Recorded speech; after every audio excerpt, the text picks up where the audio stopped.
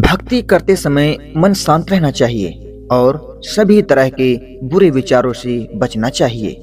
जो लोग इस बात का ध्यान रखते हैं उन्हें भगवान की कृपा मिलती है। इस संबंध में एक लोक कथा प्रचलित है। कथा के अनुसार पुराने समय में दो संत एक साथ रहते थे। दोनों की भक्ति का तरीका अलग अलग था। एक संत दिन भर तपस्या और मंत्र जाप करता रहता था, जबकि दूसरा संत रोज सुबह शाम पहले भगवान को भोग लगाता और फिर खुद भोजन करता था। एक दिन दोनों के बीच झगड़ा होने लगा कि बड़ा संत कौन है।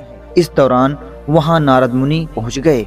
नारद ने दोनों संतों से पूछा कि किस बात के लिए लड़ाई कर रहे हो। संतों ने बताया कि हम ये तय नहीं कर पा रहे हैं कि दोनों में बड़ा संत कौन है।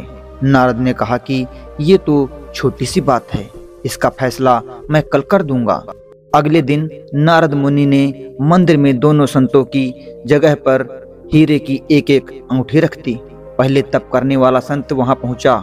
उसने एक अंगूठी देखी और चुपचाप उसे अपने आसन के नीचे छिपाकर मंत्र जाप करने लगा।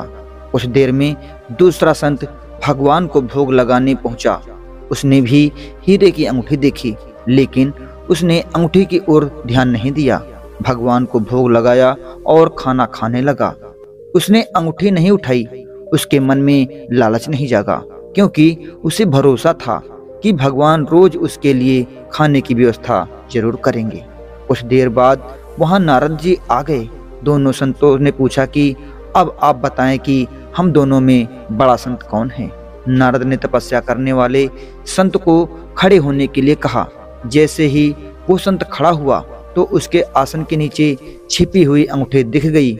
नारद मुनि ने उससे कहा कि तुम दोनों में भोग लगाकर खाना खाने वाला संत बड़ा है। तपस्या करने वाले संत में चोरी करने की बुरी आदत है।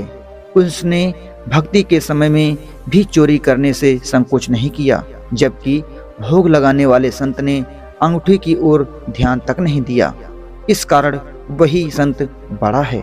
इस प्रसंग से हमें यह सीख मिलती है, भक्ति तभी सफल होती है जब भक्त के मन में बुरे विचार ना हो, भक्त बुरे काम ना करता हो। जिस भक्त के विचार पवित्र हैं और जो बुरे कामों से दूर रहता है, सिर्फ उसे ही भगवान की कृपा मिलती है।